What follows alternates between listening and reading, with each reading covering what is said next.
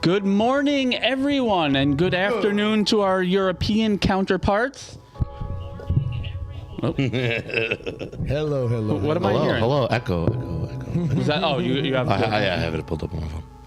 Diego, we gotta get you to stop wearing black with a black curtain behind you. It's all right though. I'll get back in my. Good morning, Danny. What's going on? What's up, D? How does it look, Danny? Does it look darker? We changed our lighting a little. Danny, I'm gonna move things over a little bit Danny so we get work. more Diego on screen. That big old head of his. Yes. There you go. It's coming up. You can just go over if you want to. I'm not going to bite. Only when I'm hungry. No, but seriously, Diego, that is something we have to consider now. Is The color. oh, yeah.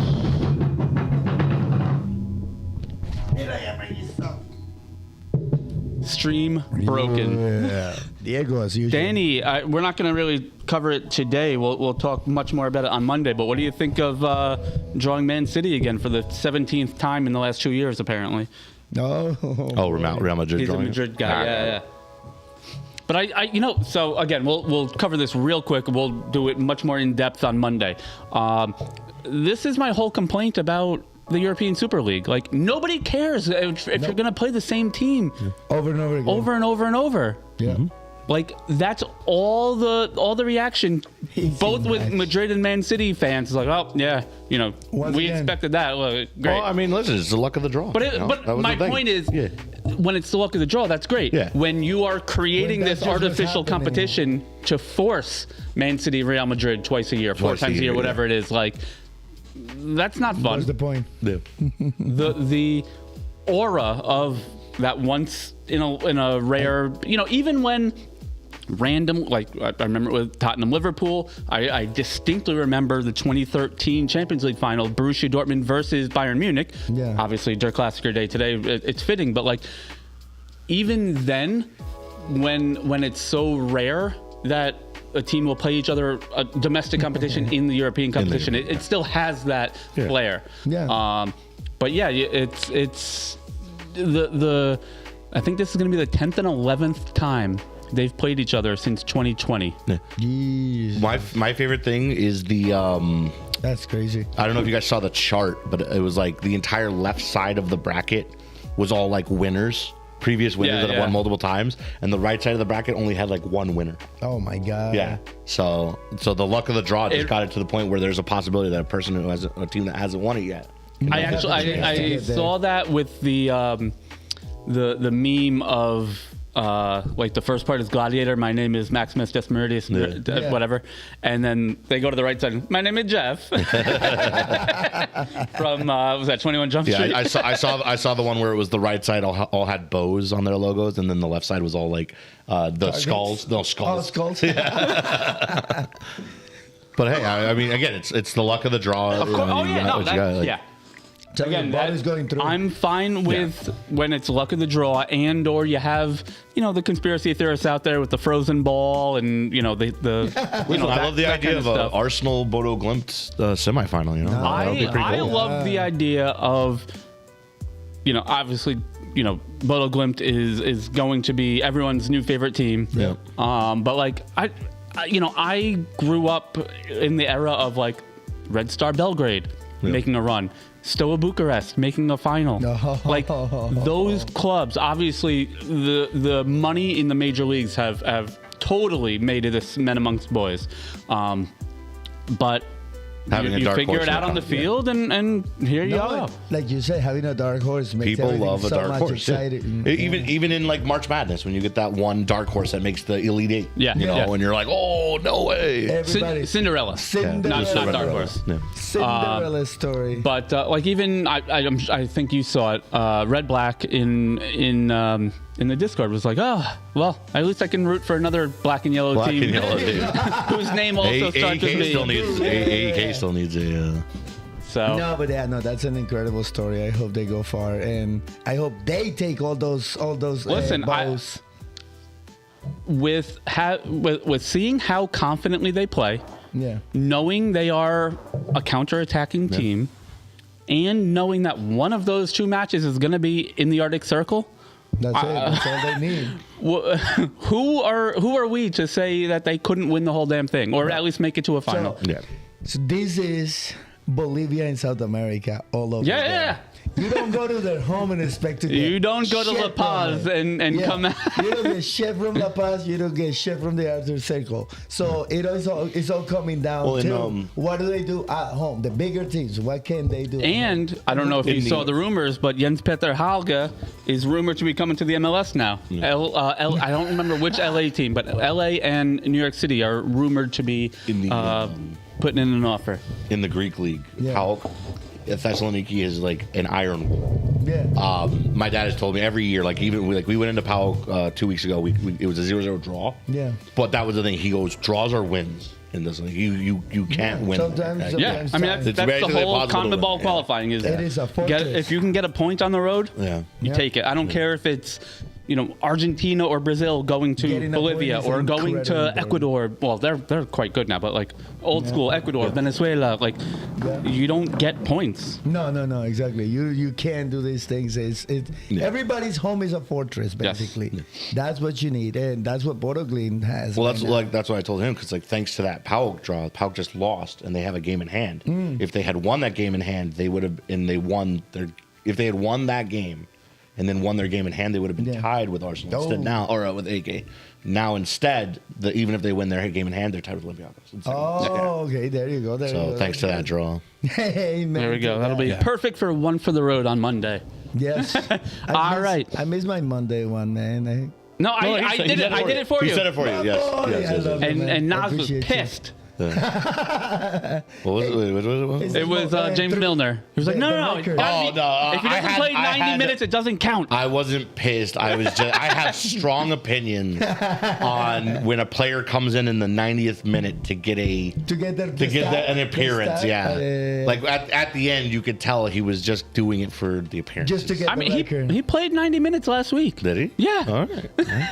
He came in the 94th the week before that. They just wanted to keep the streak alive. They're like, man, we can't put you in, but look, you got the records, all right. Here. Well, they made him play the whole game for the record. Yeah, I mean, and he's not totally wrong. I don't think it's the case with James Milner, but he was comparing it to like the Brett Favre streak and stuff like that. Like I get it. Basketball, LeBron James. Well, you're seeing with Rodgers now, like where Rodgers should have like retired going on top, and now he's bouncing around. He's at the Jets. Listen, he's at the Steelers. For $30 million a year, $40 million a year, I'll go play for the Jets. Listen, I've told all these NFL teams, listen, I will be a bench warmer for $1 million a year. There's pain and there's pain. Deal. Bro. Like if they give me $1 million to take each one of my nails. Wait for them to grow and take him out again. I might think about it. I'd be like, I don't know, man. I don't know if 6 months of pain is gonna be. I'm a big dude. I can warm that bench up pretty quickly. All right, listen. Yeah, but like, dude, there are some teams that it's not even. I don't know. It makes you question life playing for them.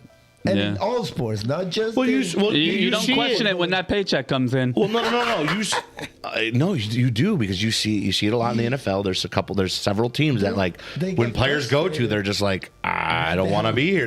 You're seeing in the draft a lot now. There's like if one of those teams is in the top 5, there's players that are like, I'm going to go back for another year. I'm going to go back to college for a year. That's a little bit different because those players have literally their entire career in front of them. I'm talking like, the Rodgers situation. These close to retirement that know like, all right, this is my last big payday. I'm taking the bag. Yeah. I mean, we see it with the Saudi Arabian League. And increasingly now, guys, hopping back to Brazil. And I mean, look at James. Look at Coutinho is rumored to maybe be coming to MLS now. Neymar, Brazil, So you have all these guys that jump around and then realize, Jordan Henderson. Was in Saudi Arabia for like, I don't know, 3 months, and it was like you see it heavily in the NBA. That's what it is. You see it heavily in the NBA where there's a star that's like Chris Paul. Chris Paul, he bounced around 10 teams. Yep. Before he finally retired. He tried to retire. Durant, you're seeing it with now. Fired his ass. That was dirty though. You're seeing Durant now. Like Kevin Durant's on the Rockets. He was on the Suns. He was on the Warriors. He was on the. It was like Jesus Christ. And that's what it is. At the end of your career, you're just chasing that bag, I guess. Pretty much, yeah. The bag and the fame. The retirement. No, just the bag because the fame is gone once you get into one of those teams. Well, no, your name still holds. That's the thing. Your name still holds value. If the name didn't hold value, they wouldn't be bouncing around. Right. Nobody would come to the MLS if their name didn't hold value. They'll be like, no, you're done.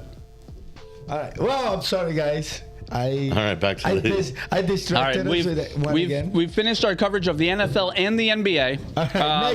Next up, sports. Next up is the Premier League. For those not in the U.S. Currently, it is halftime at the Vitality Stadium. Bournemouth 0, Sunderland 1. An 18th minute goal from Sunderland off a parried shot from Petrovic. He made the first save and did concede the goal. Bournemouth do have the possession battle pretty handily, but by most accounts, Sunderland has been the better team. Sunderland back at the bottom of the table looking like a newly promoted team again. They're back. Well, Granit Xhaka is back in the lineup as well. So okay, there you go. That's why they're winning. All right, so let's get to some of the later kickoffs this weekend. Liverpool in 6th place hosting 18th place West Ham. West Ham have not lost yet in February. Obviously, this is a February match. But on the flip side, Liverpool have not conceded a goal since that crazy 2-1 loss to Man City. No, one goal, dude. They're on point right now. Yeah. So, Liverpool obviously has... I think they have the Europa League pretty much locked up. They're 5 points ahead of Brentford right now. They're trying to make that push to Champions League spots. Yep. What do we think, guys? Can Liverpool get? I mean, I'm rooting for West Ham. I'm sorry, I need them out of the relegation zone. I would. That's what honestly. I'll trade one. I'll trade one London team for another. You think? See, I still think Forest goes down. Oh no! Come on, Forest, you can do it. Yeah, no, Tottenham. I can't believe you're rooting for Marinakis. I'm not rooting for Marinakis. I'm rooting for all the players on. Oh no, I think Tottenham. All right, second hot take. Tottenham is getting ready. Listen, we have Tottenham and Nottingham, right? Just put a T in the. It's basically the same thing. Second clip on outrageous Diego calls. Yes. Good morning, everybody. Yeah, when's St. Totteringham's Day, by the way? Still get a I don't know. It's already there. Yeah. It's got to be It's already close. passed. No, I honestly, I keep thinking Tottenham is going to keep going down, and Nottingham and West Ham are going to get out of there. And I think Tottenham is going to be the one left to hold the candle at the end of the day. And All it's right. going to be Wolves. What is it, the other one? Off note. Burnley. Any of you guys have a Wolves, Burnley, and Samsung? Tottenham. I don't. Samsung, I do. So I got an update the other day, and my coworker got an update, and now my phone has been extremely sensitive with chargers. Me too. I Yes. don't get it. I think it's part of the update. I think it's part of the because you update have because to something's Actually- going on. Like I have to physically push. push it. Yeah. It's not making Like look, contact. like it's not literally reading. Let's see. So Tottenham are currently on 29 points. Yep. They have 11 matches left, so that's 33 possible points. That is 62. So an Arsenal draw tomorrow No, don't talk about that. would Don't put that on me. would clinch Don't put that evil on me, Bob. finishing ahead of Tottenham. Already? Okay. For saying Tottenham's Day? Oh, Tottenham damn. can, if they win out, will have 62 points, and Arsenal are currently on 61. Obviously, Yep. I'm factoring in that Arsenal will, at the end of the year, have a better goal differential than Tottenham. But absolutely. so yeah, So or- winning now puts you at 62. or obviously they're at Fulham this weekend. That a loss at Fulham could also Seal the deal. seal the deal. But yeah, no, to be honest, that's my second thought of the season. Like for the end of the season, outrageous as it sounds, Tottenham doesn't look to be picking up their head at any point or their pace Could at we all. have? I don't think they'll win, but could we have a Champions League winner in the second division? I mean, the way it's looking like, I believe so. If they do win, they're going to win and defend their Champions League from the second division of the Premier. So what happens? Do they get to play champions if they win it again? Yeah. Even though they're in the second 'cause- division? No, yes, they changed the rules for Liverpool. This was, I don't remember. Was that 2000? It must have been the 2005 Champions League when they beat AC Milan. They finished out of the Champions League spots, and UEFA moved them into the qualifying rounds Oh, man. because they finished mid-table, so they didn't qualify. And at that time, the winner was not an was not automatic automatic. qualifier. So they made it automatic qualification. So at that point, they made it so you'd have to go through the qualification, like those July-August matches. You're not guaranteed group Right, you would have to play, elimination. Okay. what the Greek teams have to do with Karabag has to do. The playoffs, the all Champions League all playoffs those- to get into the Champions League. Oh, okay. Well, at least- The second team of Greece has to Yes. play. So then who knows? Maybe that's what's happening. I remember to fighting Tottenham. against Hearts in the back. Yeah, exactly. Celtic and Rangers are Rangers, often in yeah, those. All right, anyway. Now, 11th place, Newcastle hosting 9th place Everton. Newcastle have won 3 of their last 4. Yeah, they're coming up. All 3 of those wins, though, are cup matches. They only have 1 win in their last 5 Premier League matches. So their Premier League form is atrocious, but they are, they had the home with Karabag that they won. And it also doesn't help that Newcastle faced Man City like twice in that one. Yeah. The past That's straight. few- yeah. 3 or 4 times in the last weekend. Oh my god. Again, Super Cup type deal. Yeah. Oh, sorry, Dave. No, you're good. You're good. So Everton, a little bit of a mixed bag. Yeah. They've also got 1 win in their last 5. The difference is Everton also have 2 draws, whereas Newcastle it's 1 win and 4 losses. So 2 kind of up and down squads right now, mid-table. I think Newcastle is done in the league. Yeah. I think I don't know. I just kind of going on vibes right now. But You think the new owners are done with their new toy kind of thing? I certainly think that's a factor. Again, we talked about this Was that last Monday? Yeah. Where, a lot of these teams, even, they lost a bunch of players, including in the winter window, and they didn't really fill that in. No, that's true. Nick Voltemati is obviously nowhere near Alexander Isak, and that's not a knock on Voltemati. That's just it's just levels. Isak is Isak. Not right now. Well, right now he's on the sideline with a broken leg, but. It goes. The Isak Voltemati saga tends to show you that you could have a player playing absolutely well at a lower team, and then when they go to the higher team, it's just I don't know what it is. It might be again change of pace, players playing harder against you, but it's just harder for those. Or you don't get attention, right? You're not that star anymore. You're not the front. See, I don't even think it's that. I think it was more of a. Because I still think Isak is an incredible player. Yeah. I think it was, square peg, round hole for Liverpool. I don't think he was a good fit. I think the continually upping of the transfer price should have been assigned to Newcastle, or to Liverpool, rather. All right, let's let it be. Yeah. And then they brought in Ekitike, and then I'm like, that's Isak to Liverpool fit. Is done. You don't. And then they put in another 40-50 million pounds and bought him anyway. Yep. And he did start coming good a little bit, getting more involved in the attack, assists, and then he scored that goal and broke his leg on the goal. Oh. So, time will tell on when that. When you don't see the signs, you just don't see the signs. I mean, that is just something that, like you said, should be seen, but sometimes teams, owners, teams, boards, or whatever, they just set their eyes on somebody, and no matter what, come hell or high water, they're just going to go through with it. And those are the price to pay sometimes, you know what I mean? It's sad, but it is the way it is. And it ruins a player. Sometimes it just ruins a player for a team to be stubborn and just do whatever it takes to get that guy. Yeah. And then just, you know, all these traumatic things happen. You break a leg. I mean, think about how he feels when you score the goal that you finally are trying to score, and the payment for that is a broken leg. Yeah, no, it's... You know what I mean? You got to rethink what you're doing, and be like, is this a fucking curse or something? What's happening right now? Maybe it is. All right, let's jump around a little bit. Leeds hosting second place Man City. City have not lost since that catastrophic 3-1 match at Bodo Glimt in the Arctic Circle. That was January 20th. And in about the same period of time, Leeds only have one loss, and that was to Arsenal. Obviously, with Leeds, a ton of those have been draws in the meantime. But when you're, when you're fighting above relegation, I was going to say, points are points. You'll take any of them. Every single one of them. Leeds is a dangerous team. They have an incredibly heavily at home. Yes, I was just going to say, Ellen Road is an incredible atmosphere. Yep.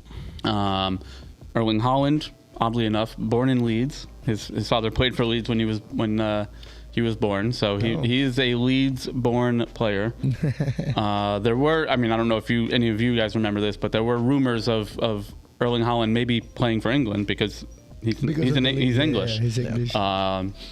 But he didn't he say no? He wanted. Oh yeah, no. That's what it was. Yeah. The same. Gio Reyna is English, technically. Yeah. Because his dad, I think, was at Sunderland. Yeah, I think that's also one thing that we can talk about too. Is I think we might have touched on it before. But another subject for another day would be, how do you feel about players playing for countries not the ones they were born? Yeah. Playing time. I'm fine with it. I think if it meets the FIFA criteria, who am I to judge, how Greek someone is? Okay. Yeah, but my thing is, you live in the country, you play in the country, you use all the country's resources, and then you go and play for a different country. Well,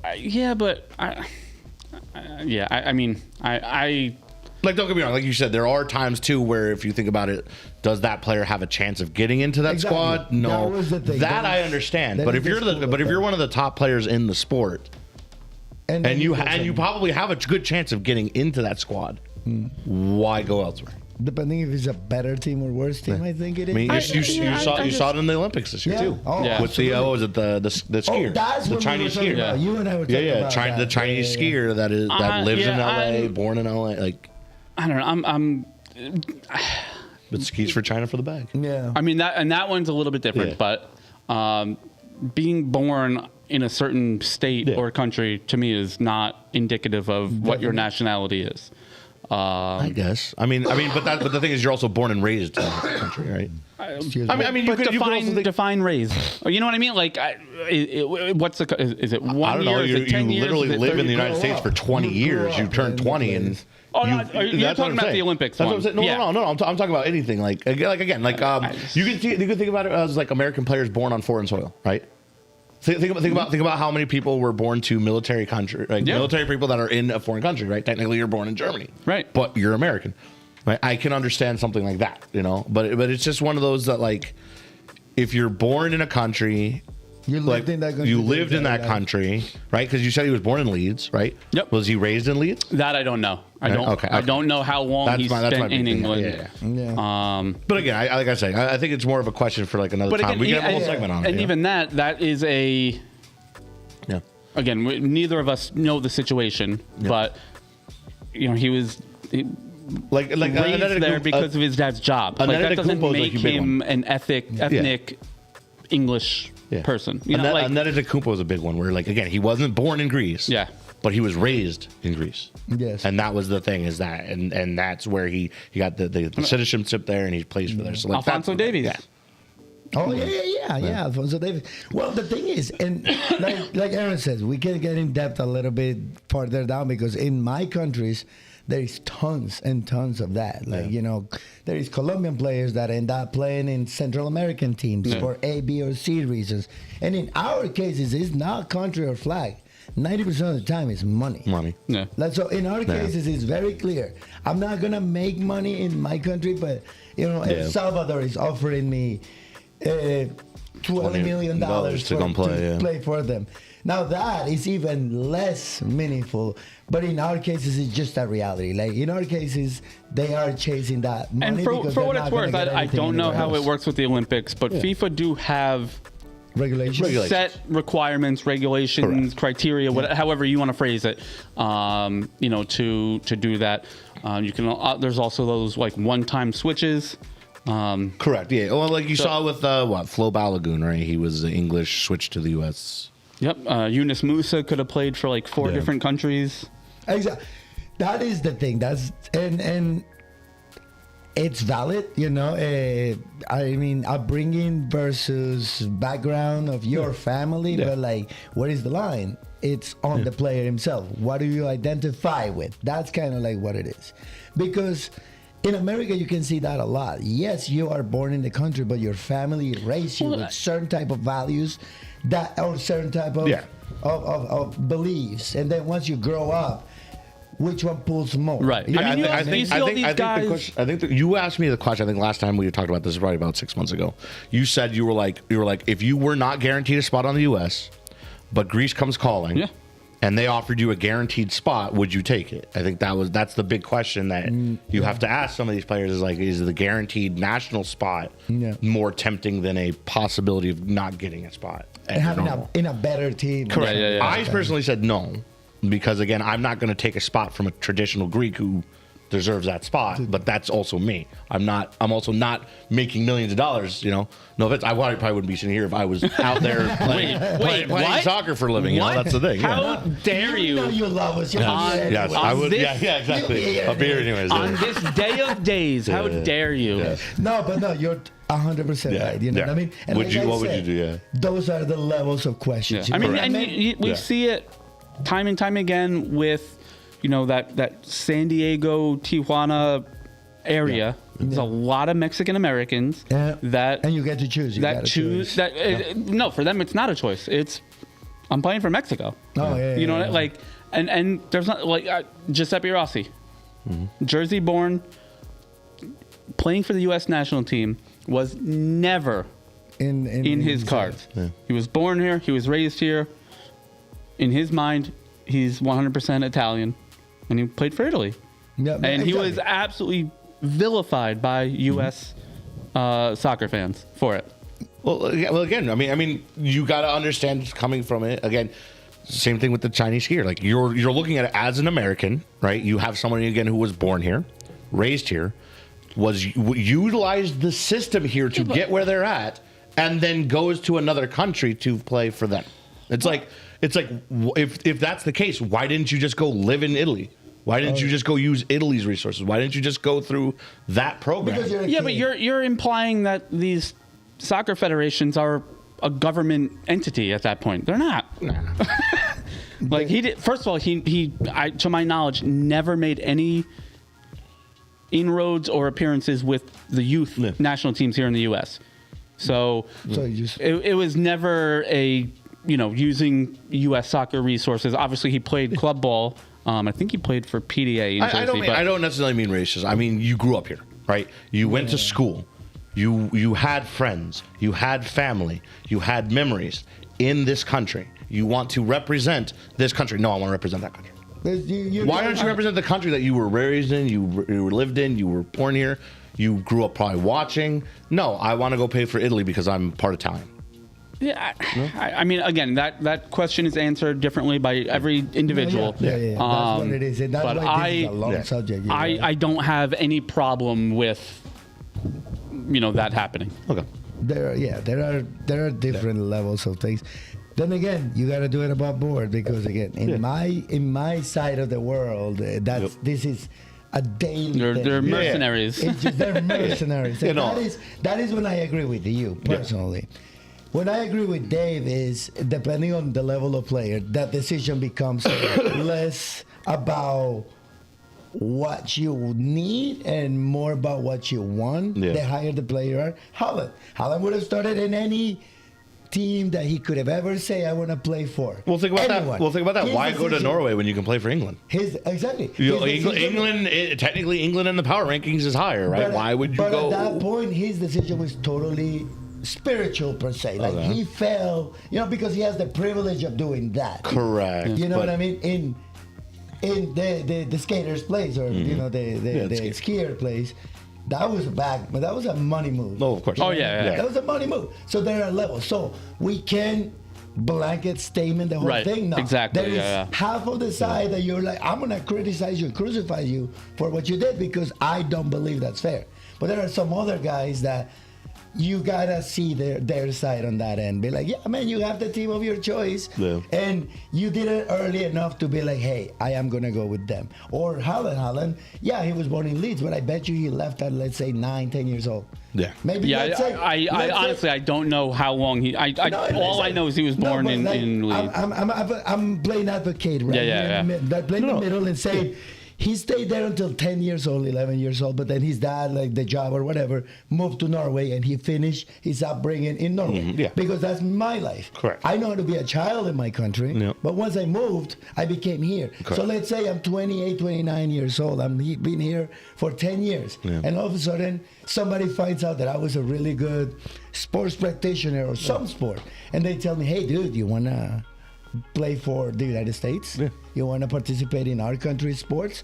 At that point, what am I going to say? You know what I mean? Like, that just reminded me. I have to what find do I this. do? Like, I never thought of playing sports in my country because I left my country before I got the chance to do so. But again, I agree with that because if you're living in that country and you're representing that country as a citizen because you moved there and you became a citizen of that country, that I agree with. It's the person that is born, raised, goes up through, utilizes the resources, does everything within that country, and then at the last second says, because my parent is this, I'm going over there. Yeah.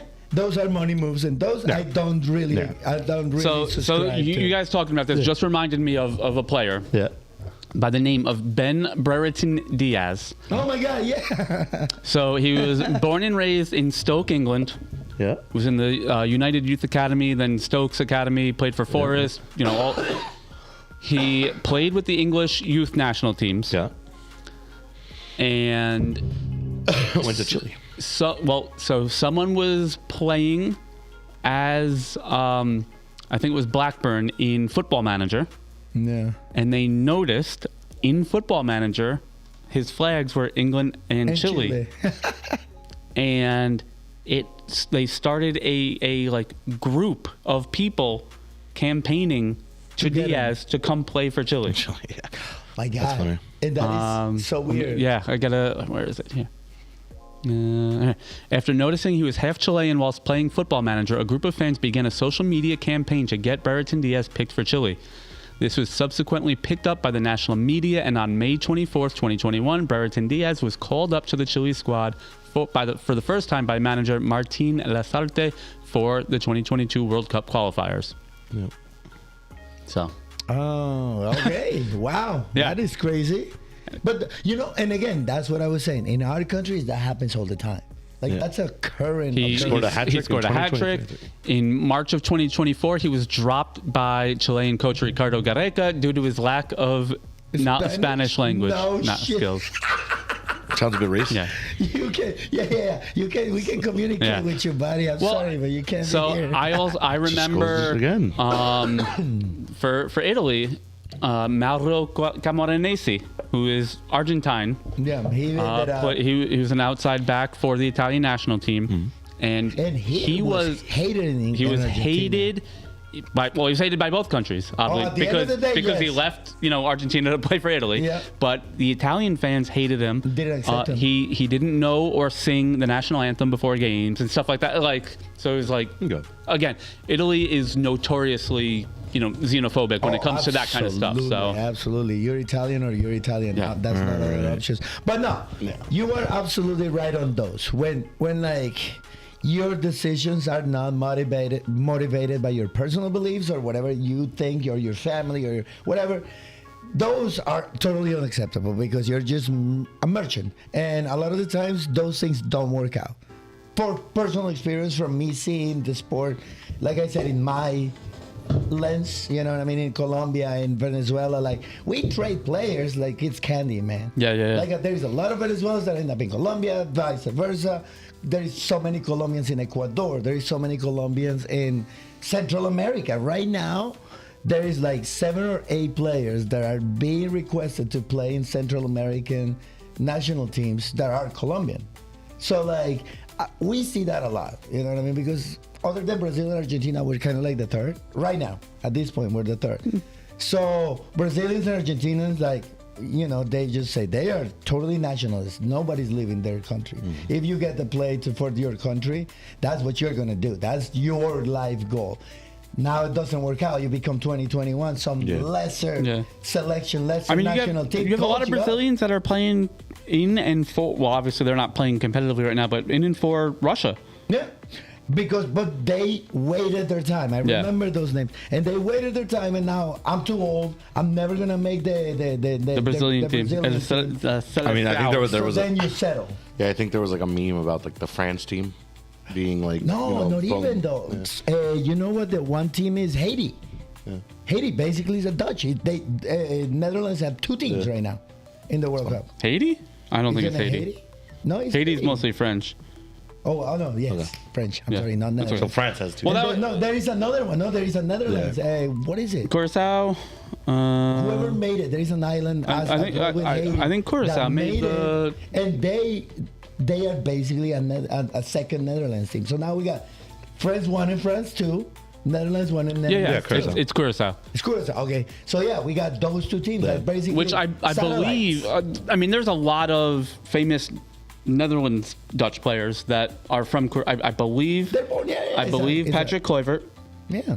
I believe Edgar Davids and Clarence Seedorf. Oh no, they're from Suriname, I think. Well, that's sort of like that's also like when you think about like Puerto Rico, right? Puerto Rico, you can play for the Puerto Rican team or you can play for the U.S. Mm-hmm. Exactly, but this one's gonna be tough though. But yes, that would be my closing argument on that sense. There are situations, and the money drive, it's kind of like non-excusable, but if you are good enough and you get to choose and you have some kind of allegiance and your move is not necessarily driven by the money, I will excuse it. I will understand that. But yeah, it's so what we can do is we can take this section of the video and turn it right into something else. There we go. There you go. Upload it to YouTube as a whole nother thumbnail. Absolutely. But yes, thank you. Sorry. All good. All right. Where the hell are we right now? Because we were talking about Holland and Manchester City. Yes. What do we think of that match, by the way? I'm hoping for a draw. I'll tell you that. Yeah, no. Leeds is playing well enough that they can withstand. I'll say, I'm saying a 0-0 draw. I think they can control Holland. We'll see. All right. Fulham hosting 16th place Tottenham. Spurs have not won a domestic match in 2026. They last beat Crystal Palace on December 28th.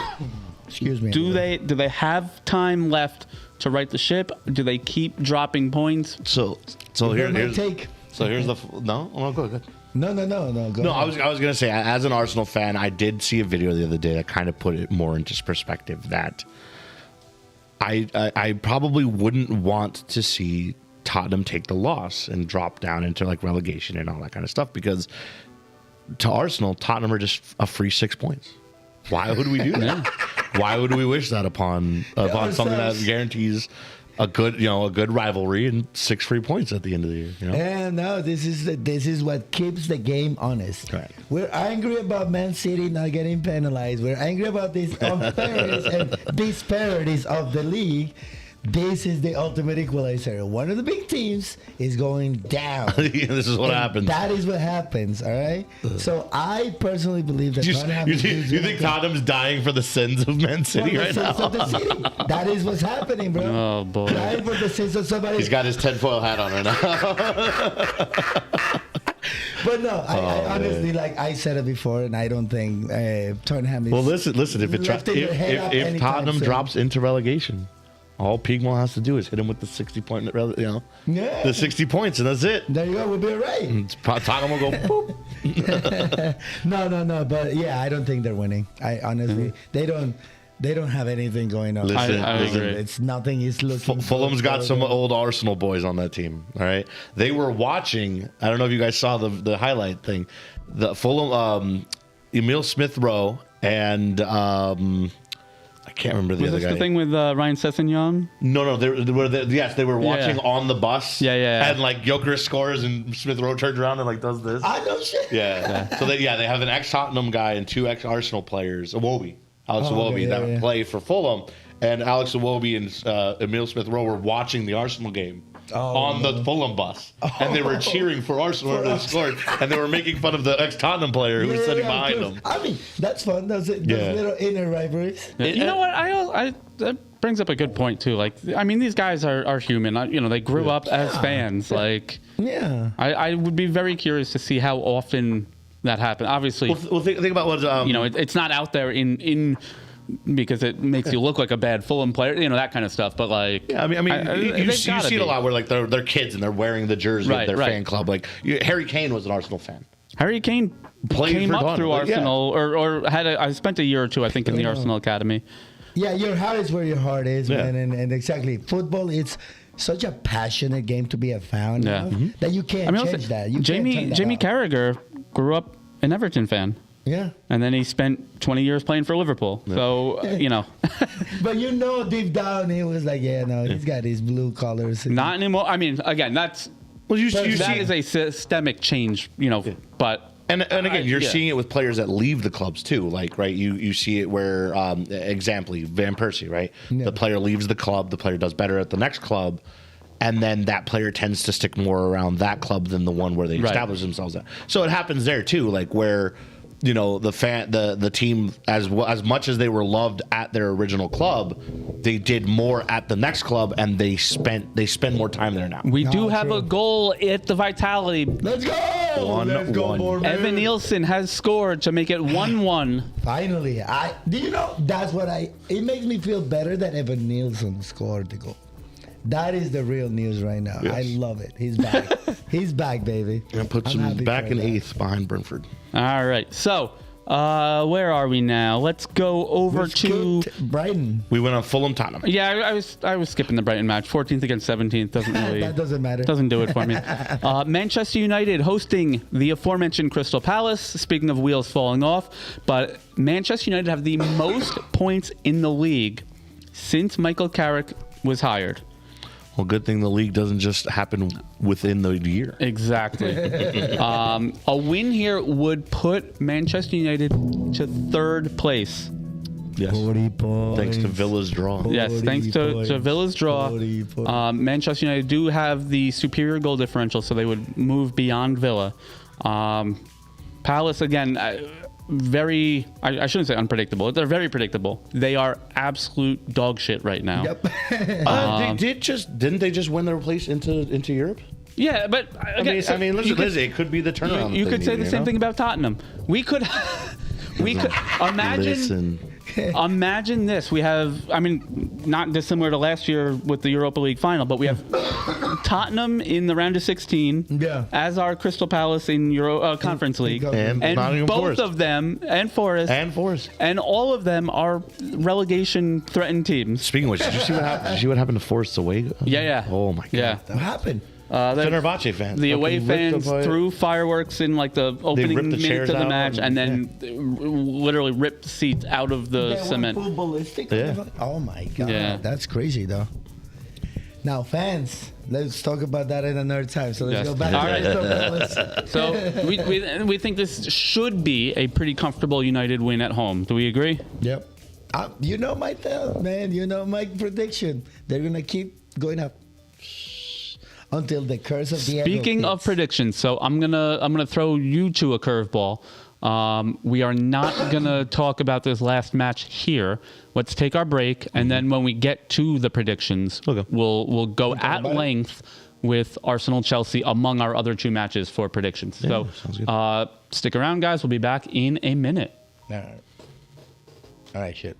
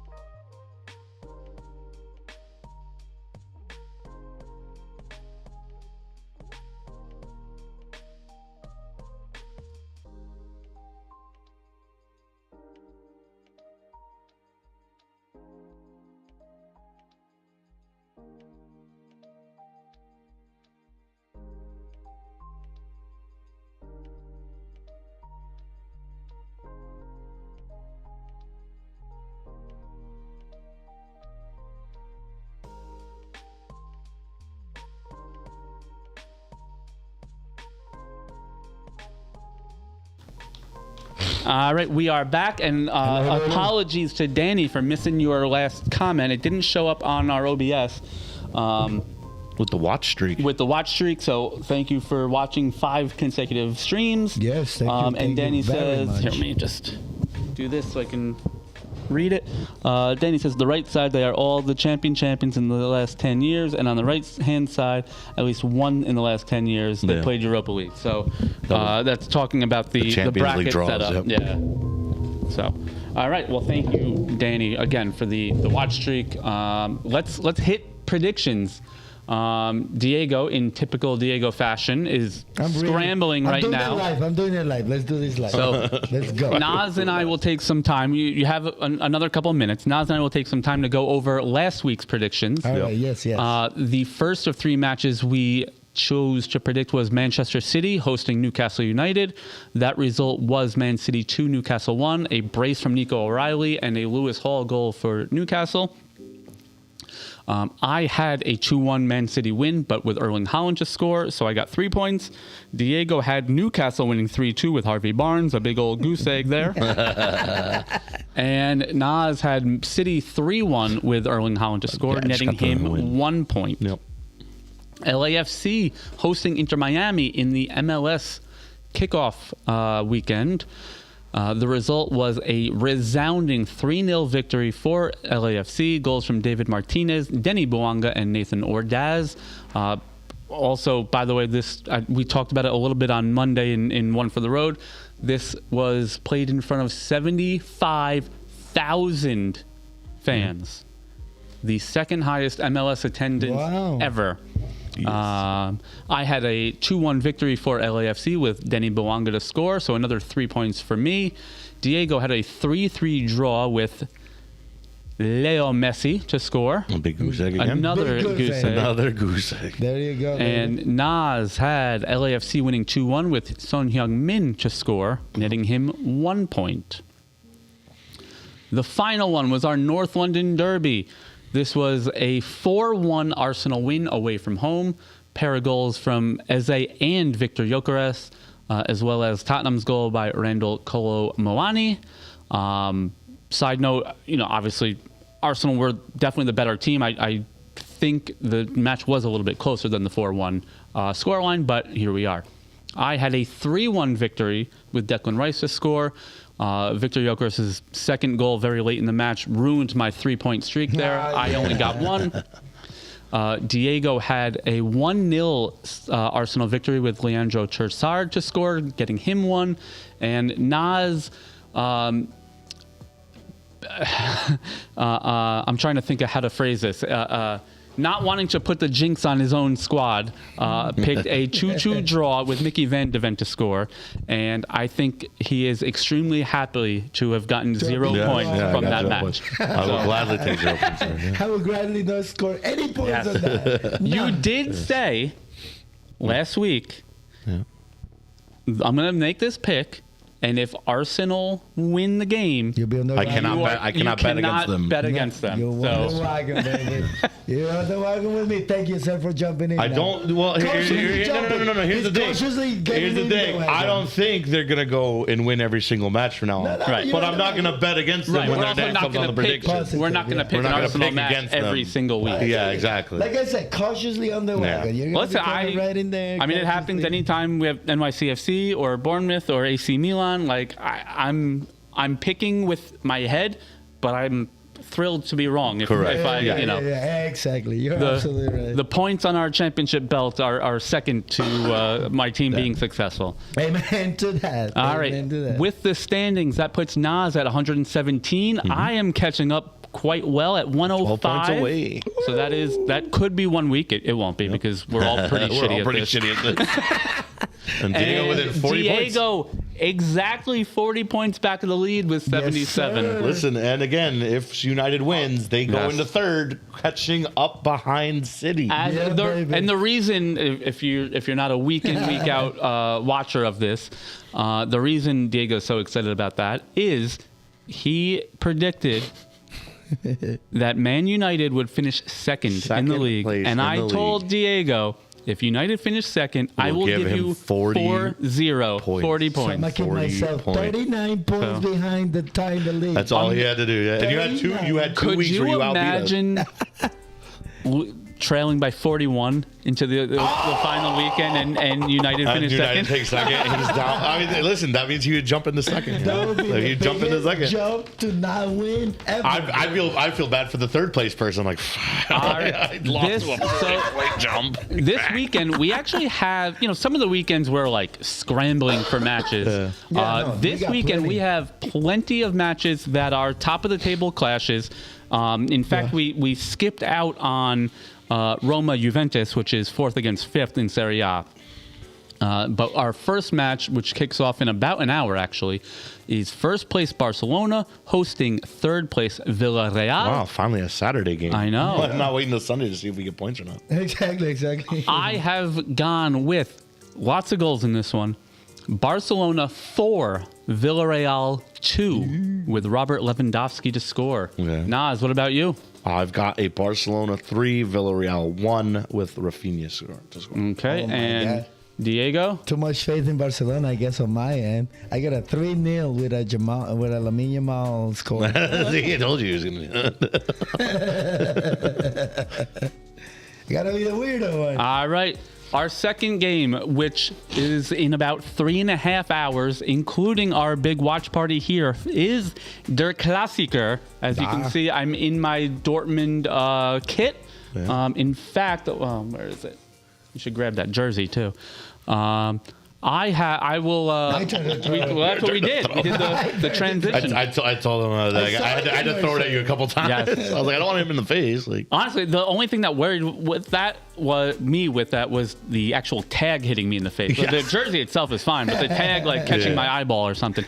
So, second place Borussia Dortmund. I believe they are 8 points back right now, hosting first place Bayern Munich. I have a 1-1 draw with Harry Kane to score. I have a no. Hold on. Oh, boy. I have a 4-1 with a Diaz goal. 4-1 to Munich with Diaz. 4-1 to Munich. I'm sorry, Dortmund. Yeah, sorry, all my boys. I'm sorry, guys. I will be up there, but I'm not gonna be watching because I'm gonna celebrate too much. I'm gonna go 3-1 Munich with a Kane to score. All right. And just so you know, I'll refresh you guys after all the predictions as well. But we are, thanks to Borussia Dortmund, giving away this home kit. Yep. So all you have to do is check out our Instagram. Right there. That one. This one. This one. Not this one. Not that one. That one. This one. Check out our Instagram. Naz and I recorded a video.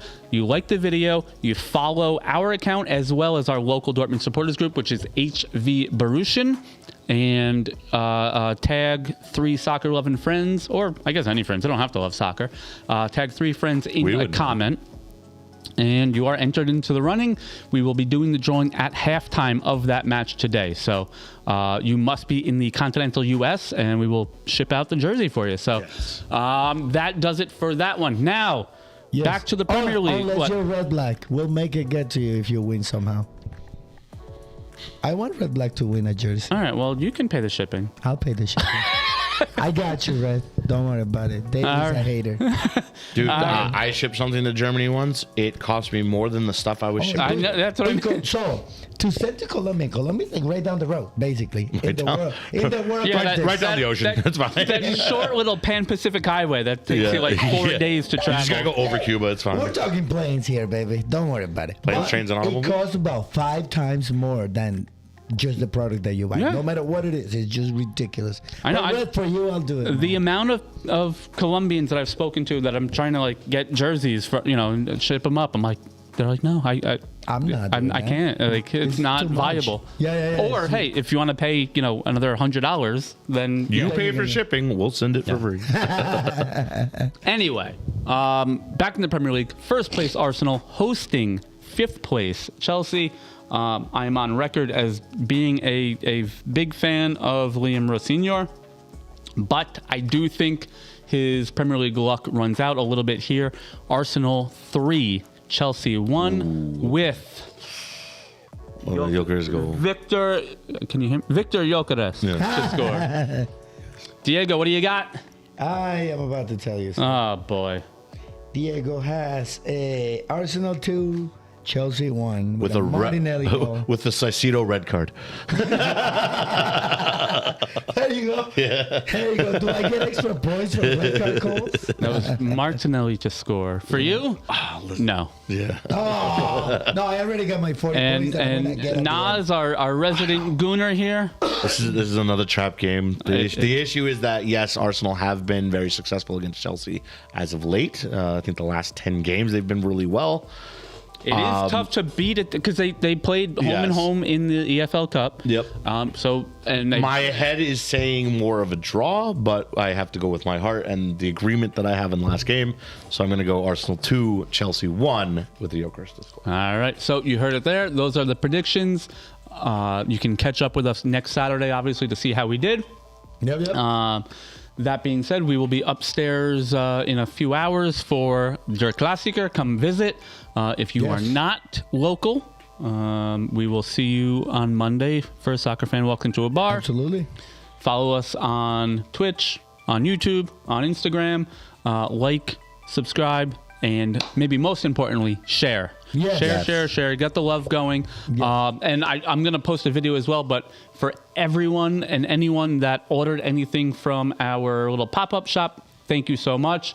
We appreciate that. Is all going to go right back into the content that we do for you. Maybe another camera. We got some other things planned. Maybe some gaming stuff, some card and sticker opening stuff. So really looking forward to getting more out there in that sense for different kinds of content for you. So, and another also. Congratulations to Wolves on winning. Yes. Because that makes them not the worst team in Premier League history. Yeah. They got a little bit of leeway there. Just the thought of me wearing that kit again, I think is what what brought them back.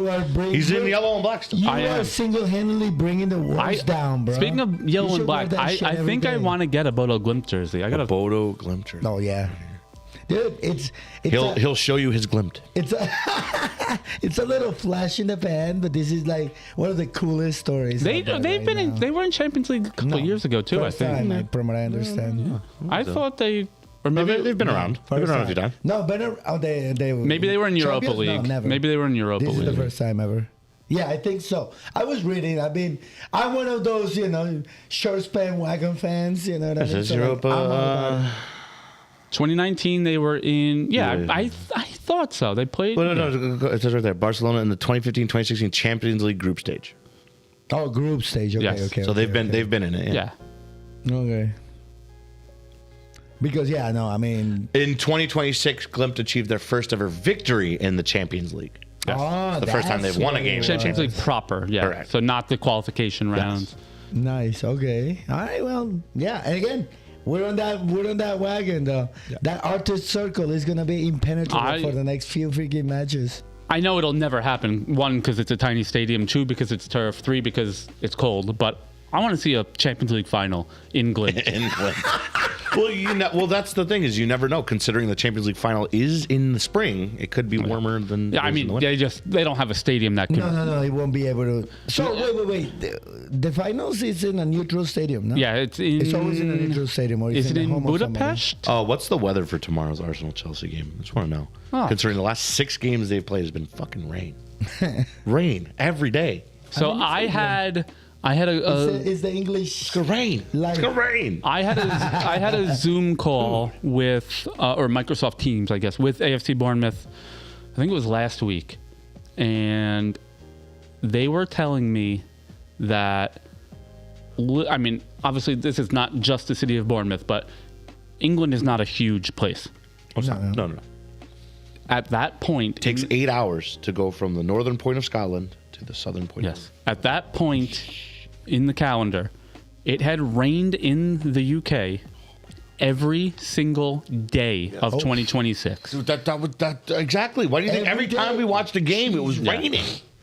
So did you watch the Wolves game yesterday? Mm-hmm. Oh, it was absolute downpour. Like 50 days of straight rain? Yeah. Not the same city, just but other part. At some point or another, somewhere there was. So basically, that would be the equivalent of here to Syracuse.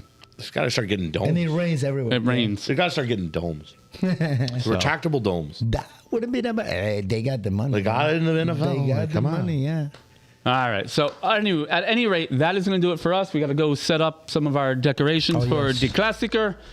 We will see you either upstairs for our watch parties or Monday right here. A soccer fan walks into a bar. Thanks and cheers. Auf Wiedersehen.